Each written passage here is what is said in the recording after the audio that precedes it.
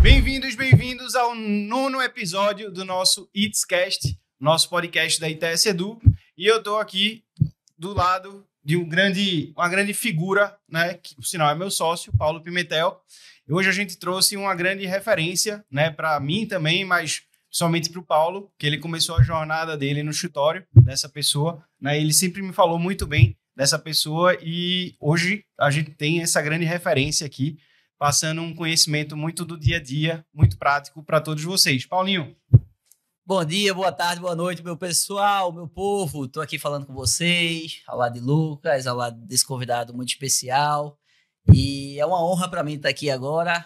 Eu comecei nesse escritório, eu tinha por volta de 17, 18 anos. Vou deixar você até apresentar a fera. Vou apresentar. Comecei com 17, 18 anos, tinha recém ganhado uma Saveiro da minha mãe, entrado na faculdade, tinha nem paletó na época ainda, e eu consegui estagiar nesse escritório, que eu passei pouco mais de um ano, e foi para mim um aprendizado muito grande, que eu acho que aquela sementinha que eu plantei lá no início, que eu aprendi, eu acho que isso com certeza foi um ponto de inflexão, divisor de águas na minha vida, que eu colho os frutos até hoje. E essa pessoa é um cara referenciado no mercado, não só daqui do Nordeste, mas também de todo o Brasil, que é Gustavo Matos, ele que é uma referência na área de recuperação judicial. Gustavo, muito obrigado por ter aceitado o convite, por estar aqui conversando com a gente. É uma honra imensa estar aqui com você, em nome da ITS Edu, em nome de Lucas, meu sócio, e a gente conversar aqui, que eu tenho certeza que vai ser um bate-papo muito interessante, descontraído e enriquecedor para todos. Muito obrigado.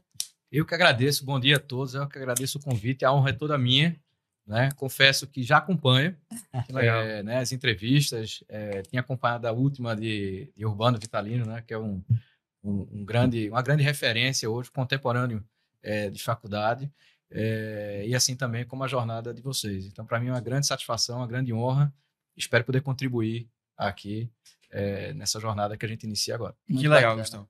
Cara, Gustavo, para quem não conhece, né, não tive a oportunidade ainda de conhecê-lo, Gustavo Matos, ele é uma das maiores referências, né, em recuperação judicial de empresas do país, né? E, Gustavo, eu queria te perguntar, assim, de início, né, quem é Gustavo Matos? Assim, o por trás do grande advogado, né, quem é Gustavo Matos? Como é que você se apresentaria para o mundo, se fosse possível? Eu primeiro agradeço os elogios e os adjetivos, mas me vejo como uma pessoa igual a qualquer outra, né? Um profissional dedicado, que gosta do que faz, mas que antes de ser um advogado, também é um pai de família, casado há 25 anos com Patrícia. Sou pai de 3 filhos maravilhosos, que são tudo na minha vida, como minha esposa e minha família, que são o combustível que todo dia me faz acender e sair de casa para trabalhar e conquistar novos espaços, enfim.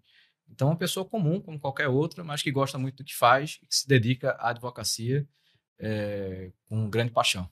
Que legal. Coisa boa. Gustavo, se você pudesse falar um pouquinho do início da tua trajetória, se você tem família na área, se não tem, onde você começou, como foi? Conta o Gustavo lá do início. Isso faz bastante tempo.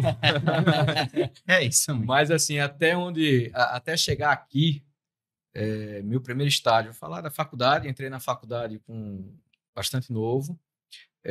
Sou formado pela Católica, Universidade Católica de Pernambuco.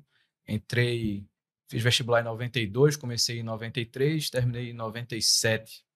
Meu primeiro estágio foi um estágio voluntário, na época. Primeiro período, eu já queria estagiar, já era inquieto, sou inquieto por natureza. Algumas vezes perguntaram, você nasceu de 7 meses, você é muito inquieto. Eu nasci verdadeiramente de 7 meses. Então, já sou inquieto desde a barriga da minha mãe. Eu disse, eu quero estagiar. E ninguém aceitava um estagiário que estava começando a faculdade.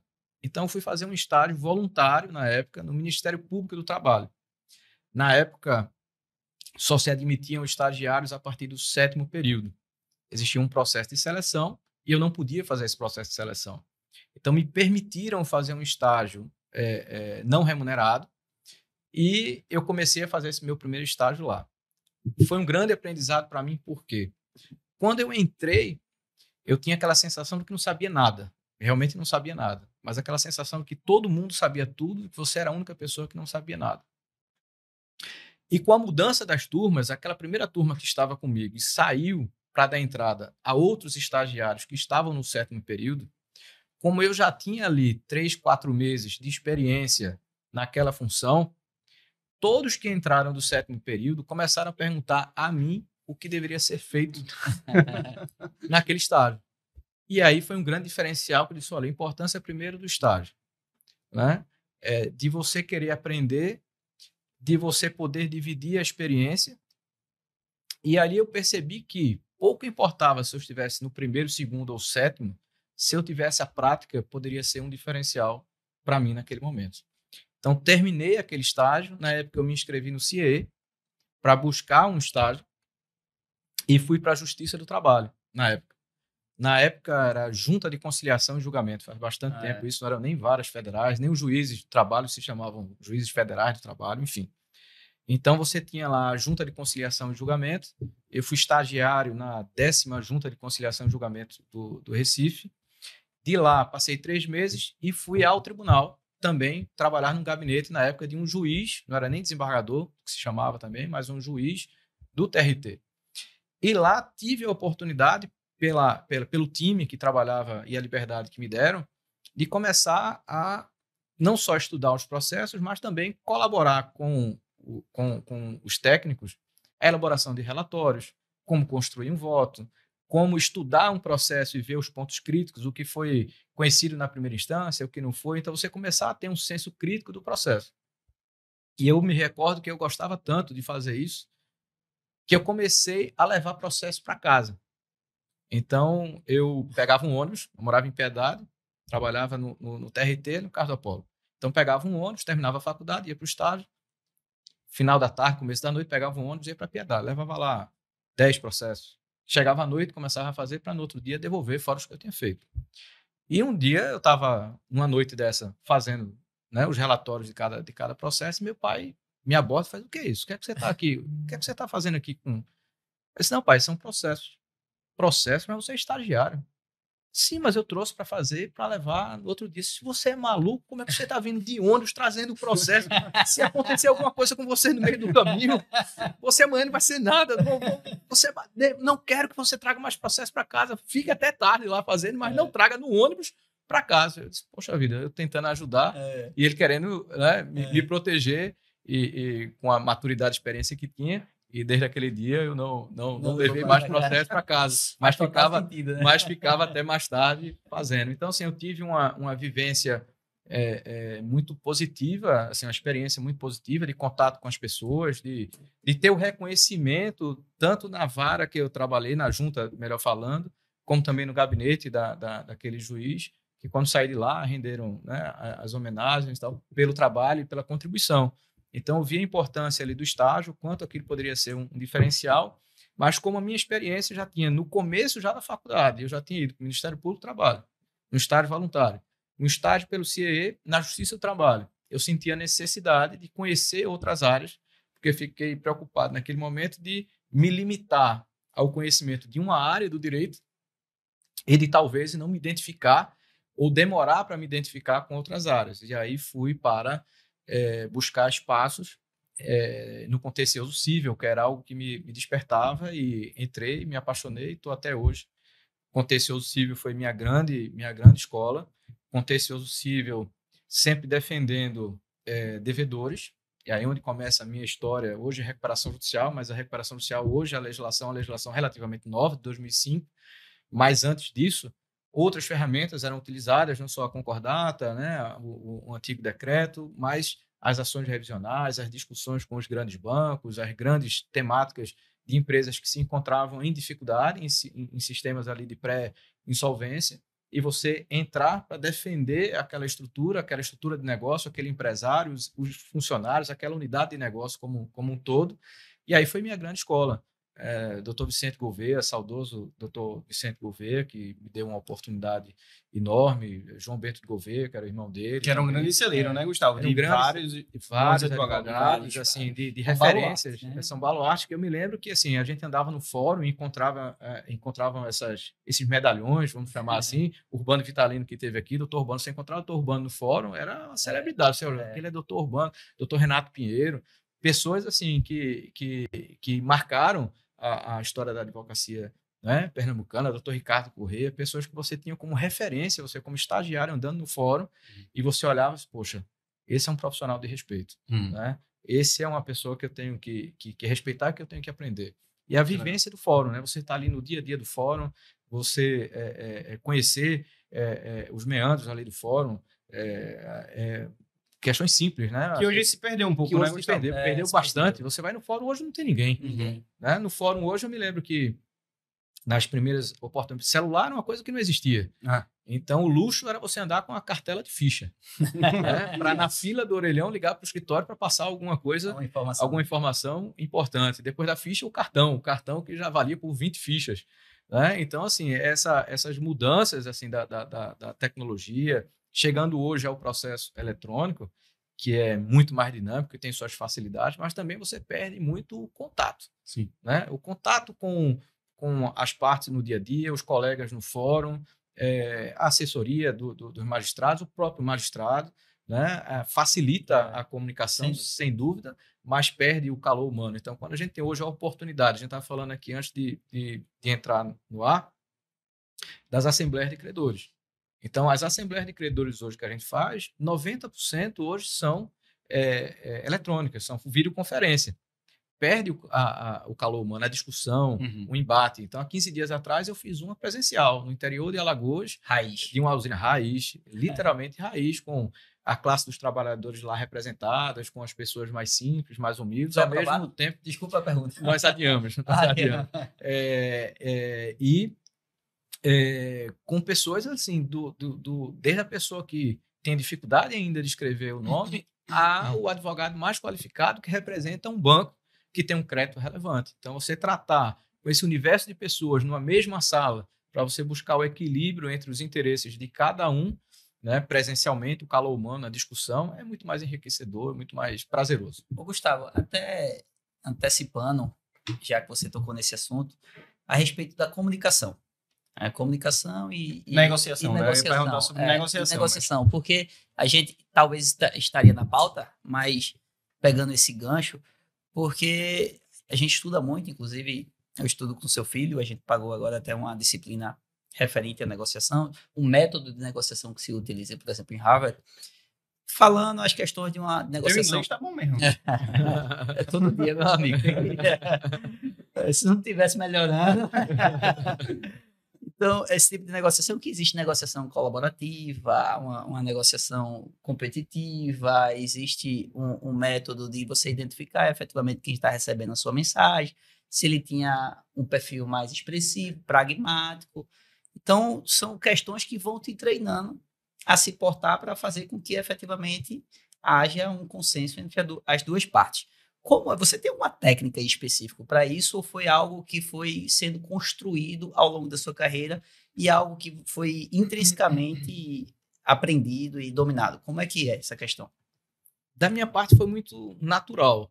Não teve, vamos falar assim, muita ciência ou estudo para aplicar uma técnica. Acho que uma habilidade que foi sendo construída ao longo do tempo. Me recordo da minha primeira sustentação oral. Minha primeira sustentação oral...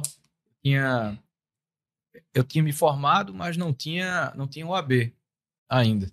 E me aventurei de fazer a sustentação oral. E tinham me dito, disse, olha, vai fazer a sustentação oral, se der algum problema, alega questão de fato. Questão de fato? Ou seja, a palavra-chave é questão de fato. Ok. O relator fez o relatório, né? Leu o relatório, fiz a sustentação oral, a outra parte o colega fez a sustentação oral, e o voto, quando eu vi que o voto estava indo para o caminho contrário ao que a gente entendia como favorável para a gente, eu coloquei a beca de novo, subi e disse questão de fato. O relator estava de cabeça baixa, levantou a cabeça, questão de fato. Disse, questão de fato. O desembargador gostaria de falar, suscitar uma questão de fato. O presidente, na época, olhou para o relator, olhou para mim e fez, deixa o menino falar. deixa ele falar. E aí só a questão de fato funcionou. Quando eu comecei a falar, não tinha nada de questão de fato. Eu, na verdade, já estava combatendo o voto do relator. O voto. E o relator ficou possesso. Disse, isso não é questão de fato. Eu disse, não é. A gente ganhou na época por 2-1. Ou seja, foi questão de farda. Mas serviu de aprendizado. Então, Claro. poder de argumentar, de você não se inibir, né? E você enfrentar as situações. Então, foi um processo muito natural, sempre gostei. Naturalmente, depois você vai ler, você termina até se vendo em algumas situações, mas não a situação estudada para ser aplicada. Foi curioso, até numa Assembleia de Credores também. Um advogado, uma colega, depois da gente, enfim, ter encerrado a Assembleia, ela fez, parabéns, você aplica a técnica A, B. Eu disse, olha, eu agradeço, mas assim, não tem técnica A, B não. Foi, não, eu pensei que você tivesse feito um curso. Não, coisa muito natural. Fico muito à vontade numa mesa de negociação. Essa é a grande verdade. Numa mesa de negociação ou numa assembleia com 500, 600, 700 pessoas e você conduzindo. Então, é um ambiente que é um habitat natural para mim. Né? Me sinto a experiência traz isso, né, Gustavo? E eu vejo muita gente falando, né, inclusive, estava assistindo um podcast muito bom esses dias, um cara chamado Conrado Adolfo. Ele fala que as pessoas acham que a gente é tudo muito planejado na vida, né? E ele entrou para a esfera do marketing digital porque numa ligação o cara disse, não, eu só trabalho aqui com coisa da internet. Ele estava lascado do financeiro, ele disse, não, olha, eu sou marketing da internet, eu falo sobre marketing da internet. E assim ele começou a trajetória dele, né? Diante de uma dificuldade, ele encontrou ali um ponto que poderia falar e ganhar dinheiro e foi, né? Então, como é que tu trilhou a tua carreira? Ela foi muito natural? Você pensou em já construir uma autoridade sobre isso? A gente estava conversando sobre a questão das pessoas te dizerem, né, lá atrás, nas tuas primeiras dificuldades, vamos dizer assim, vai para a área tributária, é lá que tu vai ganhar dinheiro, né? E aí você insistiu, teve consistência, né, persistência e tornou-se uma das maiores autoridades do país enquanto o tema da recuperação judicial, né? Como é que você trilhou esse teu caminho? Eu acho que, primeiro, a advocacia ela não está ligada a processos rápidos de resultado rápido. Se você quiser construir uma carreira na advocacia, você vai ter que ser resiliente, ter paciência, e nada disso vai ser receita de sucesso. Você pode chegar a ter sucesso ou não. O importante é que você continue fazendo o que você acredita e o que você gosta, respeitando as pessoas, os seus sócios, os interlocutores, as partes adversas, os colegas adversos que estão defendendo a parte com que você está litigando. É o que eu sempre digo, o processo passa e a gente fica. Perfeito. Né? Então, você criar uma interlocução que seja considerada de respeito, que a pessoa lhe entenda, lhe veja no mercado como um interlocutor sério, que seja respeitado, ético. Né? Então, acho que são características que você tem que construir e comprovar para o mercado, e não só no discurso, que você tem aqueles méritos ou aquelas qualidades. Né? Mas no início não teve nenhuma facilidade, né? Assim, de passar por dificuldades pessoais. Não tenho nenhuma vergonha em falar isso, muito pelo contrário. Foram situações que me deixaram cada vez mais fortes para que eu insistisse e não desistisse do meu sonho. Uhum. Eu acreditava naquilo que eu gostava de fazer, no que eu gosto de fazer, que era advogar. Né? Eu me lembro que, num dos meus momentos de dificuldade e de decisão na minha vida profissional, em que eu resolvi me desligar de uma sociedade que eu fazia parte, com muito orgulho também, com muito respeito, muita consideração, mas eu não tinha para onde ir. E me abordavam, você vai para onde? Você vai para... Só eu não sei para onde eu vou. Né? Eu sei que, se não me restar nenhum canto, se eu botar uma banca embaixo de uma árvore com a placa advogado fazendo sombra para eu poder trabalhar, é o que eu gosto de fazer. Onde vai dar isso, eu não sei. Mas é o que eu gosto de fazer. Com paixão. Então, quando eu falo, muitas vezes perguntam a característica de um advogado, a pessoa tem que ter compromisso. Se tiver compromisso, ele acorda cedo, ele sai tarde, ele mergulha no processo, ele sonha com o processo, ele dorme pensando no processo. Então, assim, a pessoa lá está relaxando em algum ponto. Se você não está, ótimo que a outra parte relaxe. Você está ocupando aquele espaço, você está buscando, talvez, a saída para aquele processo naquele momento. Então, você ser determinado, você ser resiliente. a vida vai tentar te provar em alguns momentos que você não é capaz. E aquilo, na verdade, é um teste para mostrar que você é o contrário, que você é muito capaz. Mas se você ali abaixar a guarda, se ali você jogar a toalha, se curvar, ou se curvar porque não está tendo resultados imediatos, acho que esse é o grande desafio dessa nova leva, vamos falar assim, de colegas, dos jovens. O jovem, de modo geral, não só os jovens advogados, mas, de modo geral, são muito imediatistas, né? A tecnologia contribui muito para isso, né? A informação ela é acessível a qualquer momento, tudo é acessível a qualquer momento. Então, como é que um processo não dá um resultado a qualquer momento?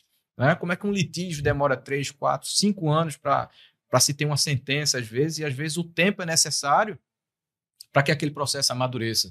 Não é só o judiciário que não trabalha, entre aspas, mas até a sensibilidade do próprio juízo, do próprio judiciário, de dar tempo ao tempo para que as partes baixem a guarda, para que as partes tentem uma composição, para que amadureçam, para que enxerguem o quanto o seu direito realmente vale ou não. E nada melhor que as partes para se autocompor, né? Exato.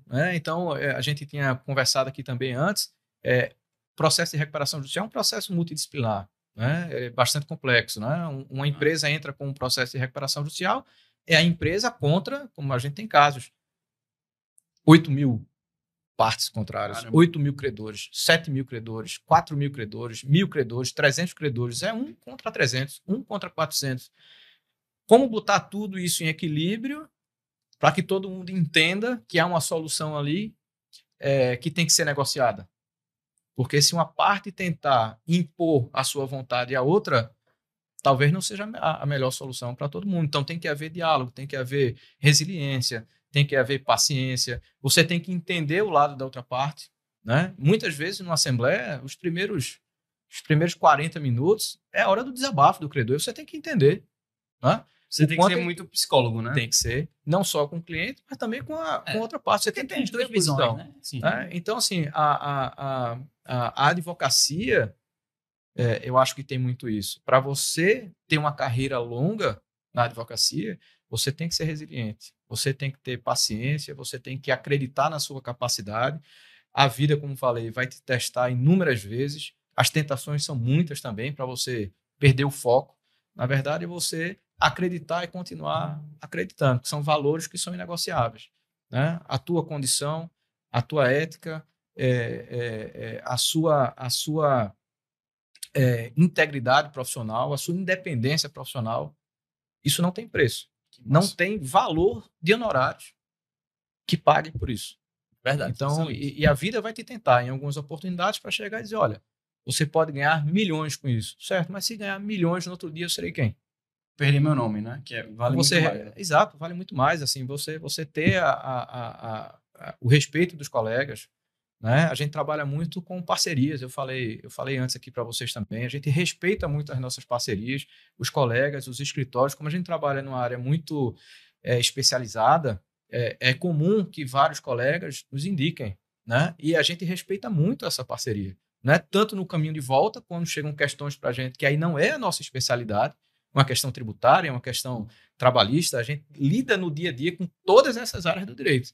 Mas nós não trabalhamos no escritório com núcleos tributários, núcleos trabalhistas, trabalhamos em harmonia com os escritórios que já prestam o serviço para os clientes, que passam a ser nossos também, clientes comuns, na verdade. Excelente. Então, respeito também aos colegas de mercado, né? Eu acho que isso é fundamental. Eu costumo pensar e me espelhar em algumas referências, né? Um deles é Gustavo, justamente porque eu acho que você conseguiu compor e ter essa clareza muito, muito grande, você espelha isso para todos, inclusive seus colaboradores, no qual eu já fui parte, que é justamente essa questão da responsabilidade profissional, de você seguir efetivamente todos os padrões que você entende pela ética, pelos seus valores, a questão da questão da prática contínua e sempre se aperfeiçoar cada vez mais e ter essa humildade suficiente em que pese você ter chegado numa situação, em uma posição do mercado muito, talvez alta, mas você não perdeu ainda a humildade de dizer o seguinte, eu tenho como melhorar cada vez mais, eu preciso, na verdade, melhorar cada vez mais. Além do fato de ser uma pessoa que tem uma comunicação extremamente clara e também essa capacidade de resolução de problemas que ia trazendo também a questão técnica, que é cada vez que é um conhecimento extremamente notório. Mas o que eu queria entender um pouco é o seguinte: se formou por final da década de 90, 97. 97, e aí começou a estagiar em Bento, começou a trabalhar em Bento, perfeito? Vicente Gouveia. Vicente Gouveia. Vicente Gouveia. João Bento era sócio de Vicente Gouveia. De Vicente Gouveia. Porque Isso. o que é que eu estou querendo entender é em que ponto começou a entrar efetivamente na área de recuperação judicial, já que a legislação foi de 2005.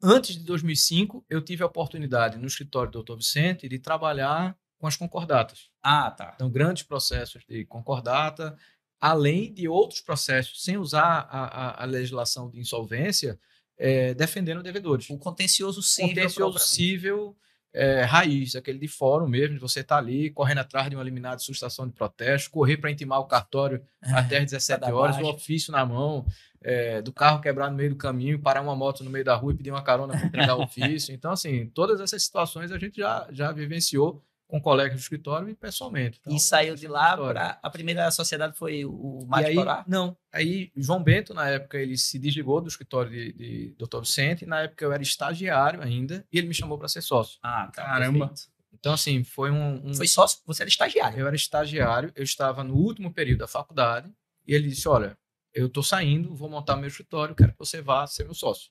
Quem não conhece João Bento, ele é um cara, uma sumidade aqui também. Exato, essa é uma referência, para mim, um grande ídolo na época, e eu disse, olha, eu ia... Não tem nem como. Eu ia de graça. Quanto mais pagando, eu ia. E para mim foi uma grande felicidade.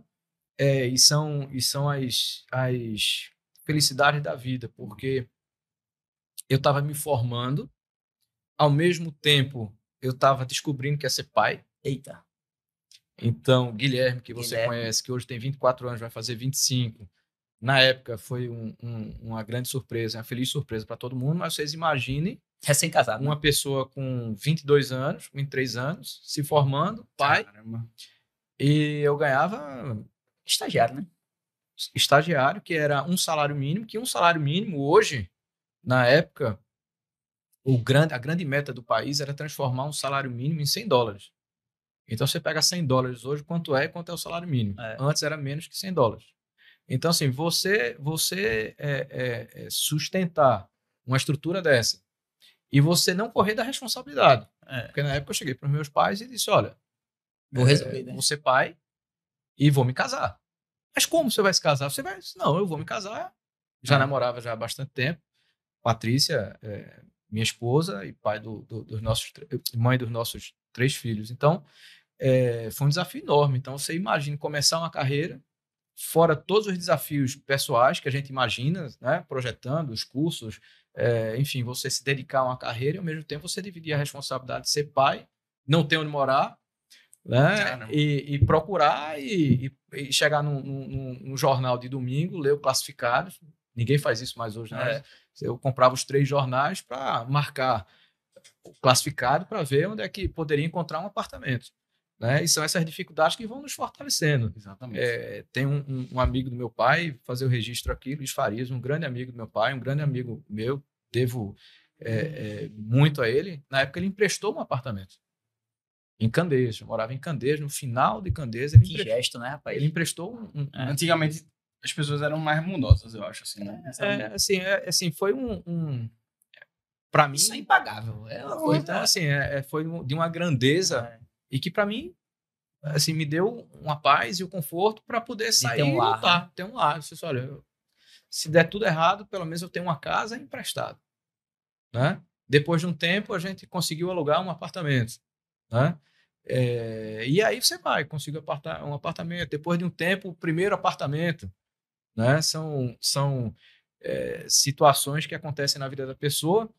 Repetindo que eu me lembro dessa cena e sou muito grato também. Eu tinha saído num domingo, a gente tinha um vizinho, tinha o Guilherme recém-nascido, e a gente tinha um vizinho, casal novo também, de porta, que fazia muito barulho. Barulho incomodava de uma forma, assim, insuportável. E a gente pedia, só, olha, pessoal, muito barulho, madrugada e tal, enfim. Filho pequeno. Filho pequeno. E tem aquele ditado, né? Os incomodados que se mudem, né? Que se retirem. Se eu estava incomodado, não vou mudar a pessoa. Não vou acabar a festa da pessoa, então vou terminar com briga de vizinho, né? Não dá. Vou me mudar. Peguei o classificado, o jornal Diário Pernambuco, Comércio, Folha, juntei os 3, comecei a marcar e passei um domingo procurando apartamento. E aí veio um grande susto. Isso eu não tenho condição.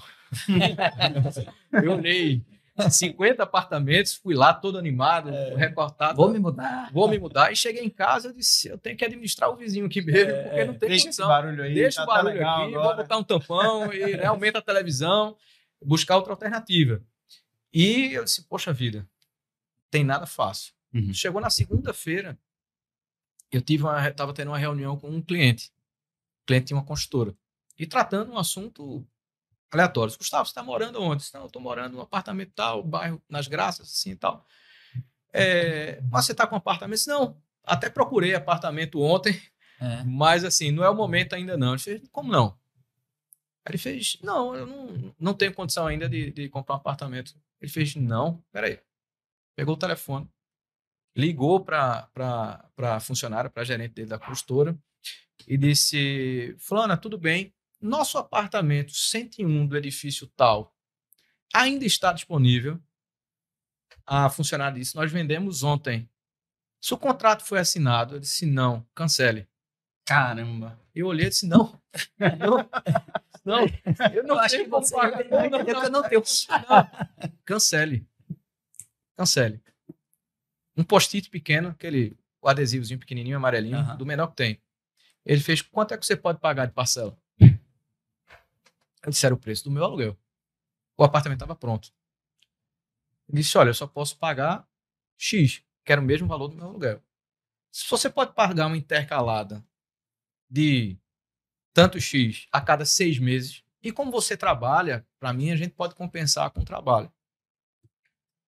Cara, mas Deus agindo, né, Gustavo? Aí Não papai tem do jeito, céu, né? aí não tem Não tem como jeito. Até me emociona. É foda. E eu disse, não tem como. Liguei para minha esposa estava na faculdade, se você está sentada, o que foi? Se você está sentada, diga logo o que aconteceu, você está bem, teve algum problema de saúde, alguém na família? Eu disse, não, nós compramos um apartamento. Ela, como? Impossível. Onde é o apartamento? Eu disse, não sei. Como é o apartamento? Eu disse, não vi. Mas como é que você comprou um apartamento sem ter condição? Não conhece o apartamento? Eu disse, olha, eu só sei que é no bairro tal, é um prédio de um cliente nosso que ele entregou, acabou de entregar, e eu sei que é melhor do que qualquer um outro, porque é o que a gente pode pagar.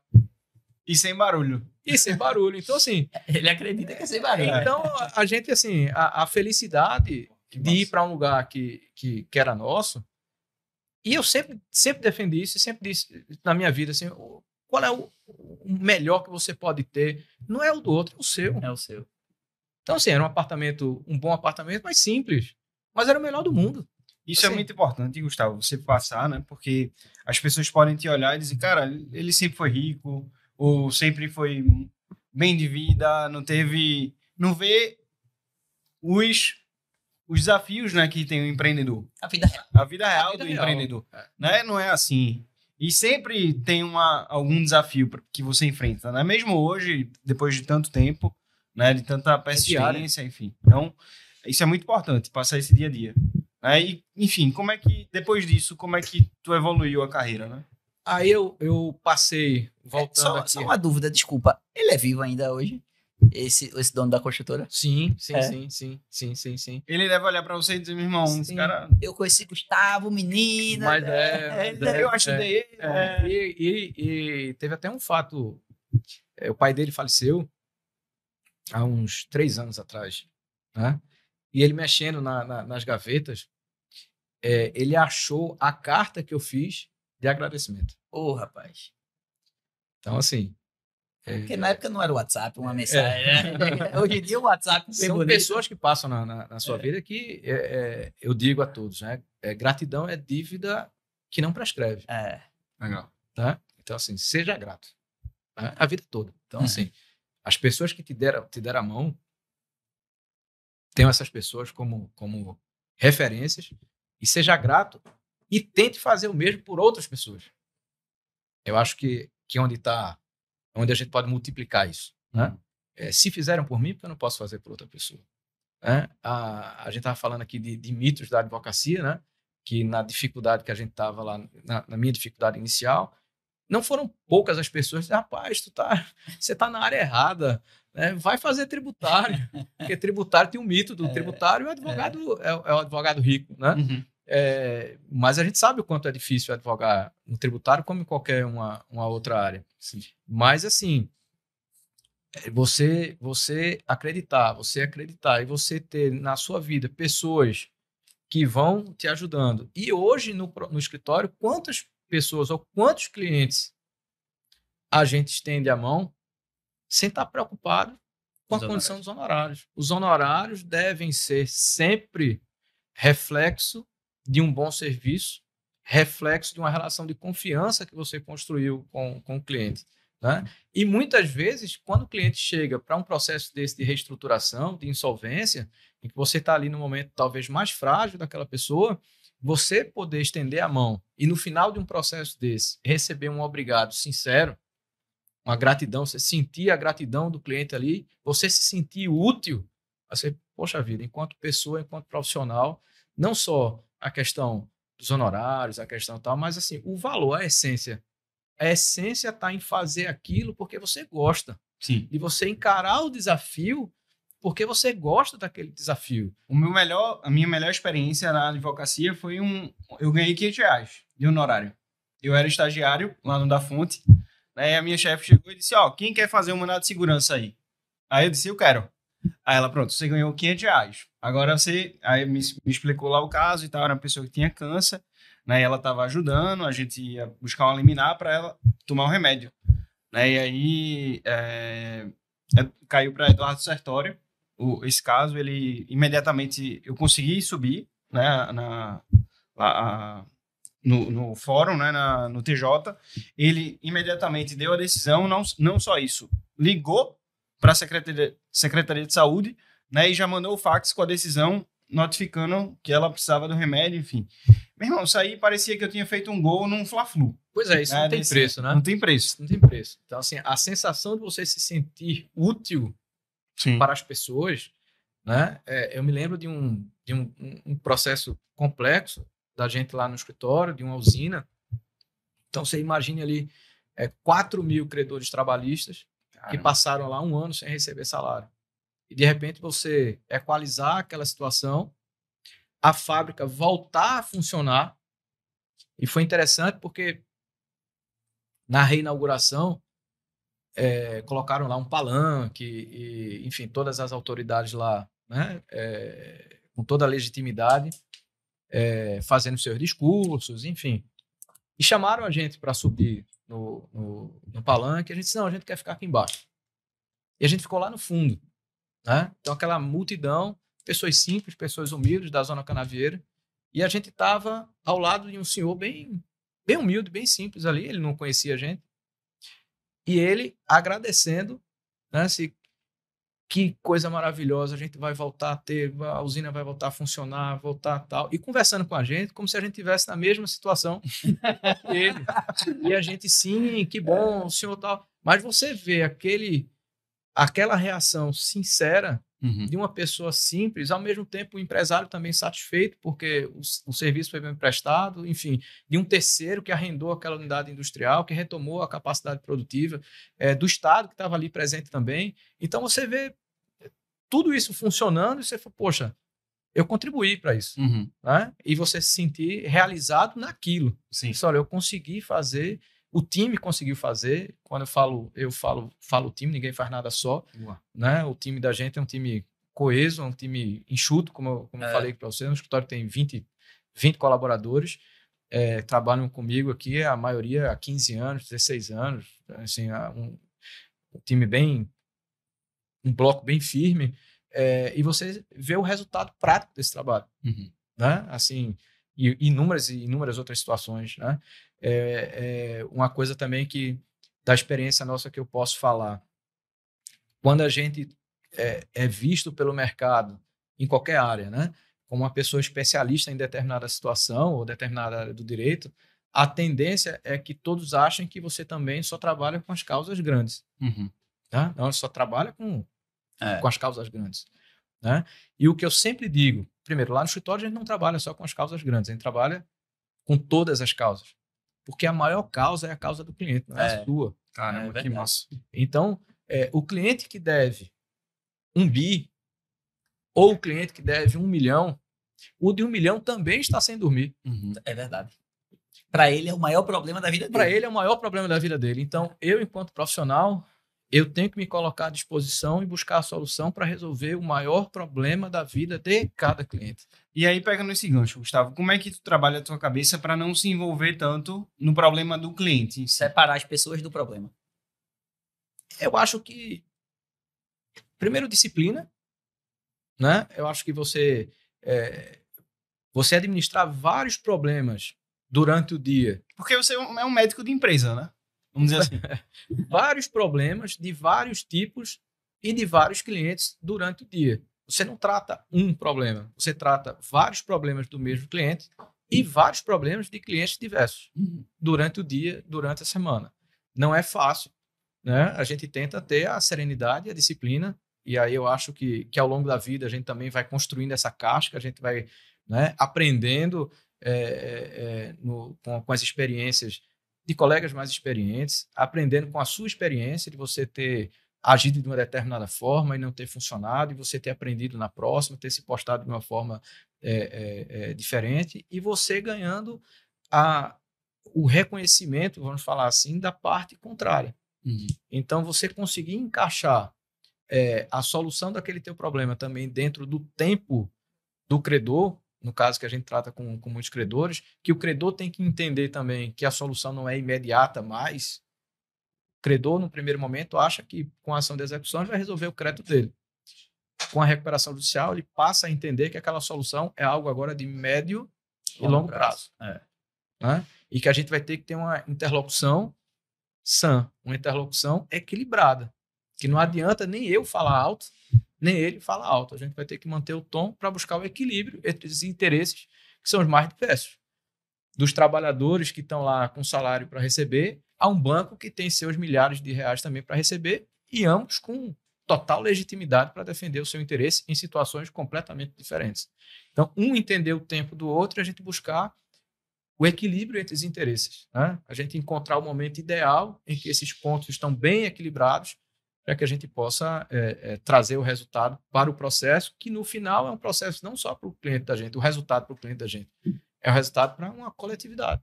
Agora, talvez a parte mais difícil de uma recuperação, e me perdoe se eu estiver errado, mas é uma visão de quem está por fora, é justamente essa parte da intermediação, né? da comunicação, da negociação, do que propriamente a parte jurídica. Eu acho que cada processo tem uma realidade. Tem a sua história. Né? Tem a sua história. Então, não tem fórmula certa para processo. Não adianta pegar a lei de recuperação judicial e querer aplicá-la de forma cartesiana, com os números, os credores estão lá representados, e não, vou pegar essa fórmula, aplico aqui, eu posso ter aplicado essa fórmula para um, e quando for aplicar em outro, tem a reação completamente diferente, ainda que os credores sejam os mesmos. Eu posso ter um conjunto de bancos aqui num processo que é o mesmo conjunto de credores em outro processo, né? Com outro e não cliente. ter aprovação do plano. E não ter aprovação, ou ter uma dificuldade maior, como é que as garantias estão constituídas ou não. O interlocutor muda, né? Às vezes você está com a mesma parte, mas o interlocutor é diferente. Então, a sensibilidade da pessoa é outra também. Então, você tem desafios jurídicos, sim, complexos dentro dos processos, mas muitas vezes a quantidade de horas dedicadas na solução não está dentro do processo, está fora. Aquilo que aparece no processo é literalmente a ponta do iceberg. A grande base está no tempo gasto com negociações, com as interlocuções com os credores, com as soluções jurídicas para essa grande negociação, como falei, para você buscar o equilíbrio entre todos os interesses de todos os credores e buscar a aprovação do plano. Esse é o grande tempo que aí não está na lei. Né? Como é que eu vou tratar, como é que eu vou conduzir, como é que eu vou criar interlocução com o credor A, B ou C, qual é o perfil do interlocutor que está do outro lado. Então, isso, assim, a vida vai te dando as oportunidades e você vai criando o seu acervo técnico. Né? Aprendendo, né? Vai aprendendo, e ali você vai registrando. Legal. Então, e é uma forma, talvez, até natural, né? Orgânica, que você vai tomando casca, né? Cada Sim. desafio que vai... E hoje, o que te motiva? O que me motiva é, como falei, todo processo para mim, falando de recuperação judicial, todo processo para mim tem um desafio, e um processo seja de um cliente que tem um passivo pequeno ou um passivo relevante. Como falei, o que me motiva é ver no cliente, no final do serviço, durante e no final, a satisfação dele, e escutar no final um agradecimento sincero. Me sentir útil enquanto profissional. Se a gente tem alguma habilidade, que essa habilidade sirva para a sociedade, sirva para o seu cliente, sirva para o nosso meio jurídico, para que aquilo tenha uma utilidade prática, um resultado útil, e não que para a pessoa em si se intitular ou se encher de medalhas e de títulos, se aquilo não tem efeito prático. Então, a minha atuação ela sempre foi focada muito no meio prático. Transformar tudo aquilo que a gente aprende na academia, tudo aquilo que a gente se aperfeiçoa nos estudos, em coisa prática. Não adianta eu ter uma prateleira lotada de livros se eu não conseguir transformar uma palavra daquilo ali em coisa prática para o meu cliente. A gente tem que fazer um curso com o Gustavo, pô. Ele é a alma da ITS. Não, aqui o aprendizado ele é absurdo, porque por mais que você tenha falado no momento anterior que não existia qualquer tipo de técnica, era situações que foram adquiridas, skills, né, as habilidades que foram adquiridas ao longo do tempo, coincidentemente era a aula exatamente que eu tive agora há pouco. Então você fala de uma forma que adquiriu esse conhecimento intrinsecamente, mas por trás disso tem longas questões de estudo que naturalmente vai sendo passado de geração em geração. Né? E outra coisa que dá para perceber, Gustavo, da tua fala, né, da tua história, é que você sempre buscou muito a excelência. Né? Você é um cara diferenciado, né? Desde sempre, não é à toa que um dos maiores advogados da época te chamou para ser sócio, né? Você ainda enquanto estagiário. Então, isso aí, sem falsa modéstia nenhuma, é um prêmio, né? Vamos dizer assim. É um reconhecimento pelo que você deve ter construído ali naquele período. Né? Em relação a isso, a excelência é uma das coisas, o brilho no olho é uma das coisas que eu vejo muito quando eu vou contratar alguém. Né? E você estava falando ali, e aí, até Guilherme, com muito orgulho, viu? Infelizmente eu não tenho meu pai, né? Mas com muito orgulho aqui ele falou sobre você, que você foi um dos caras que, assim, teve a entrada mais difícil no escritório, né? Passou pelo processo seletivo ali mais difícil. O que é que você olha quando vai contratar um profissional, né? E como é que você vê o futuro do teu escritório? Você pegou no ponto fraco. Foi mal. O que é que eu digo a todo mundo? Né? A gente tem que sair de casa todo dia para fazer o melhor. A gente ser o melhor. Para a gente ser o melhor, a gente não precisa passar por cima de ninguém. Primeiro ponto. Você ser determinado no que você faz. E você ter a humildade para reconhecer que todo dia você está aprendendo. Lá no escritório, eu repito isso inúmeras vezes. Desculpa o ditado aqui, meio grotesco, mas todo mundo é burro. Basta escolher o assunto. Então, não adianta eu querer achar que eu sou dono do mundo, porque eu sou muito bom em uma coisa, porque ser muito bom em uma coisa não é suficiente para você ser bom e você se manter bom. Caramba. Você precisa de outras pessoas. Você precisa reconhecer nas outras pessoas a base para que você possa exercer a sua competência. E a outra pessoa encontrar em você a base para ele exercer a outra competência. O somatório disso é que a gente faz, como eu digo, um time coeso lá no escritório, todo mundo respeitando as suas particularidades. O meu filho mais velho, como eu falei, eu tenho 3 filhos, né? Um de 24, um de 18 e um de 8. Um de 17 e um de 8. Ele passou os 5 anos da faculdade sem estagiar comigo. Né? Em alguns momentos ele disse, pai, acho que eu estou pronto para estagiar com você. Eu disse, não, você não está pronto. Para um pai dizer isso para um filho, não é fácil. Mas assim, o bem que eu quero a ele é tão grande que me fez, em algum momento, ser tão duro para que ele entendesse que ele precisava adquirir as competências ou desenvolver as competências particulares dele para que todos os colegas enxergassem ele como uma pessoa competente e não como meu filho. Então, Excelente. e é assim lá no escritório com todos. Ele hoje está lá no escritório não é porque é meu filho, é porque ele adquiriu competências e aí com a colaboração de grandes amigos, de grandes parceiros, né? Ele estagiou na Queiroz Cavalcante, né? Estagiou lá com o Rodrigo Numeriano. Foram pessoas que doaram o seu tempo, pessoas que contribuíram para a formação dele e que ele pôde, em algum momento, entender que estava maduro o suficiente e eu também entender que ele poderia trazer a história dele para reforçar o nosso time. Que massa. E assim com todos lá no escritório. Para participar do nosso time, tem que ter esse compromisso, tem que ter esse sangue nos olhos. Como é um time enxuto, se a pessoa começar a querer se escorar ou querer ter um comportamento diferente do que o conjunto tem no seu dia a dia, não é que todos cobrem. A pessoa vai se sentir tão diferente, tão incomodada, que ou ela entra no ritmo do escritório, ou ela entra no ritmo dessa dinâmica que não é fácil. Né? Ou ela joga classe A. Ou ela pede para sair.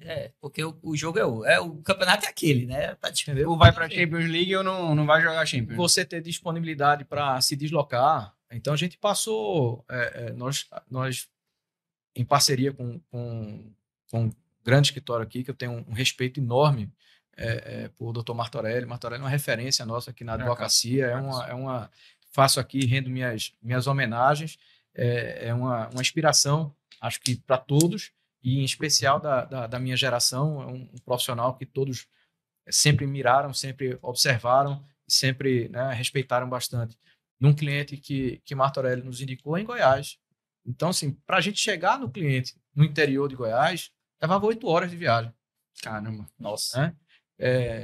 3 horas de voo, depois mais 4 horas de carro, passava a semana lá. Então, quem hoje, da juventude, né, que está começando, tem a disponibilidade de tempo, talvez tenha, mas tenha a disponibilidade ou a vontade ou o querer de, por exemplo, pegar um voo na madrugada, descer às 3 horas da manhã, rodar pelo interior de Goiás 4 horas de carro para chegar lá de manhã e passar a semana em Goiás, no interior de Goiás. Então, são poucos.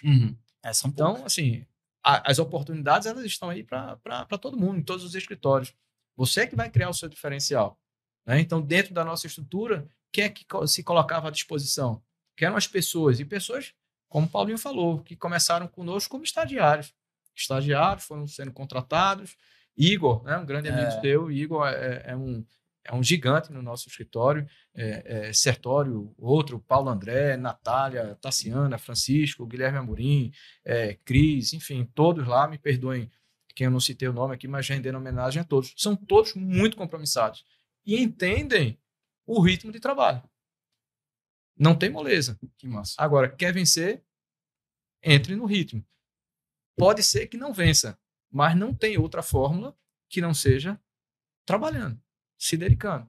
Não Michael Jordan dizia, né? Eu podia até podia ganhar um jogo sozinho, a estrela dele lá. Mas eu nunca ganharia um campeonato, né? Sem o time. Sem um time. E aí, agora, você está dizendo palavras assim que me confortam muito, pelo simples fato, porque eu sou talvez uma qualidade, com muita sinceridade aqui, é saber o que eu quero e aonde eu chegar. E só você saber onde você quer chegar, Porra, já tá na frente de muita gente. Já é um caminho, já é talvez uma luz muito grande.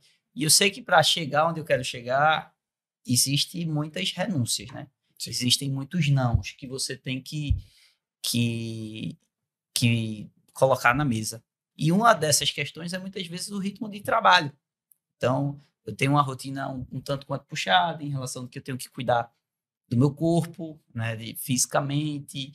Então, eu precisaria fazer exercício físico, cuidar da mente, por um lado espiritual, aumentar o conhecimento, além, naturalmente, de ter um ritmo de trabalho um tanto quanto pesado. Mas o que me conforta é saber exatamente que o impacto, não na sua proporção, mas à medida do meu cliente e dos meus familiares em volta, impacto muitas vezes positivamente a vida dessas pessoas em razão do meu trabalho.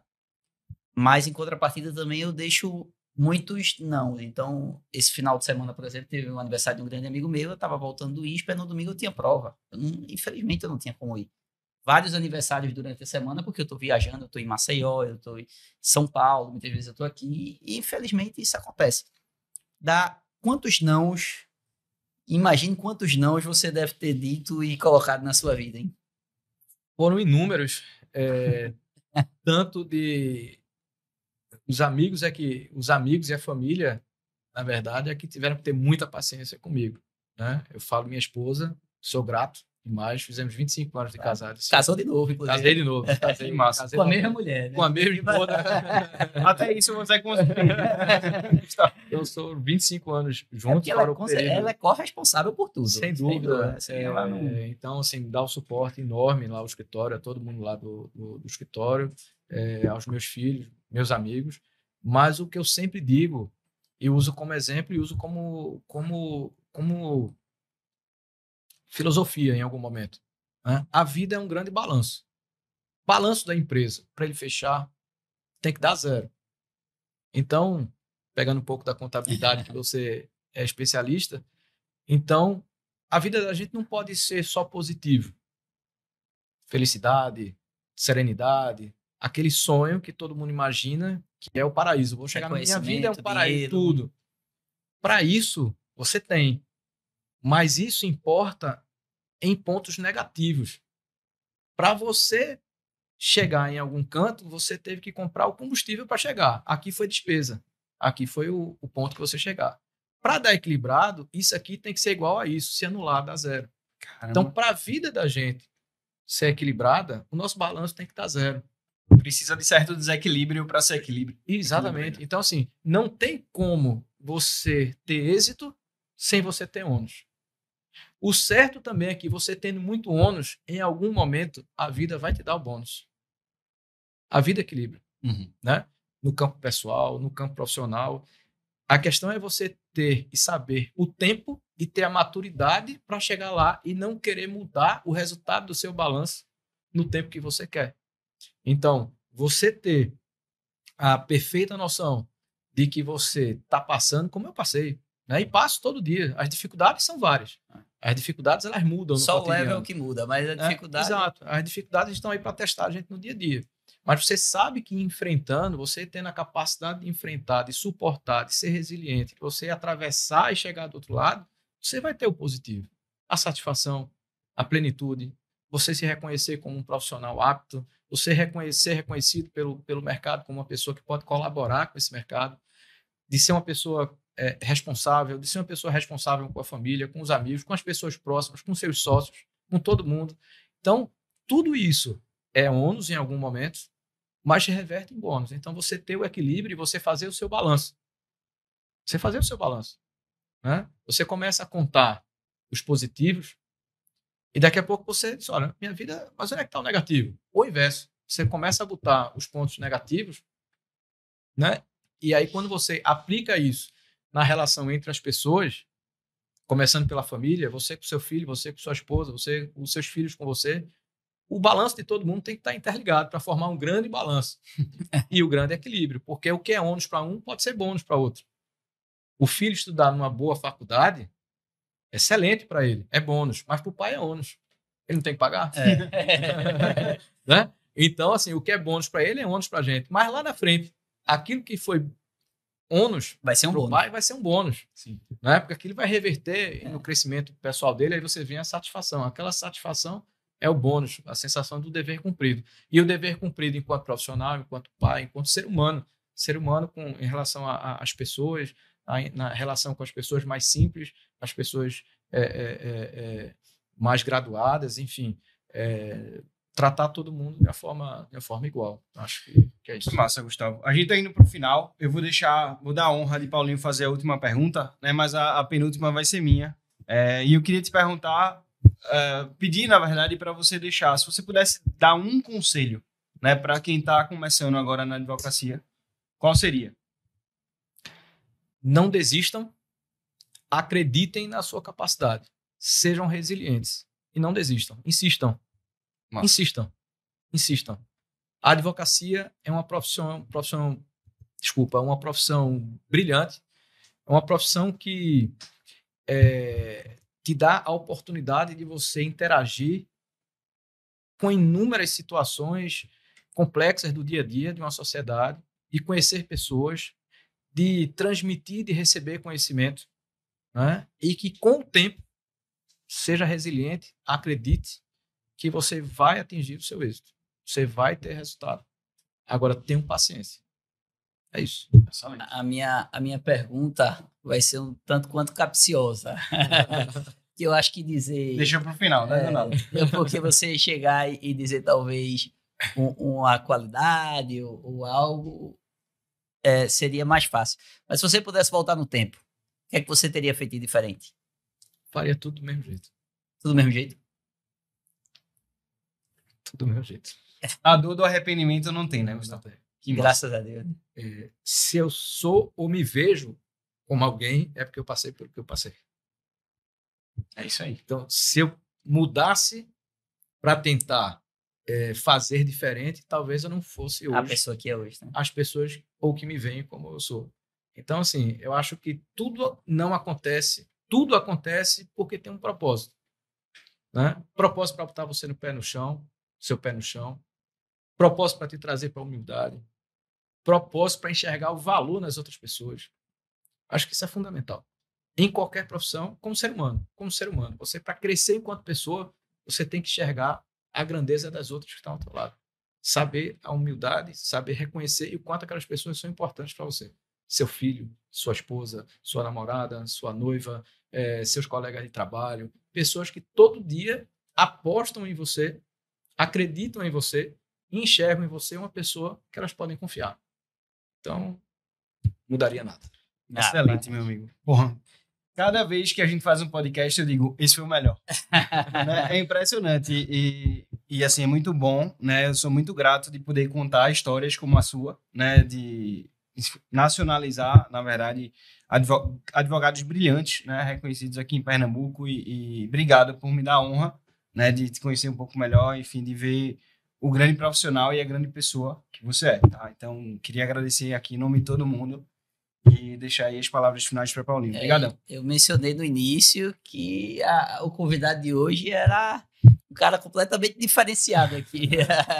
Eu que agradeço aí a oportunidade de dividir esse espaço com vocês aqui, o convite. Contem sempre. Me desculpem aqui, mas vocês tocaram em pontos bem sensíveis e a gente, às vezes, enxerga o colega como uma fortaleza, como uma pessoa, né? Na hora da negociação, sim, mas na hora de falar do pessoal... Que bom, Gustavo. E eu me senti muito à vontade. Eu acho que vocês me permitiram aqui ficar bem à vontade e falar com o coração. Que bom. Mas eu acho que é isso que o mundo hoje precisa, principalmente nesses mundos de redes sociais.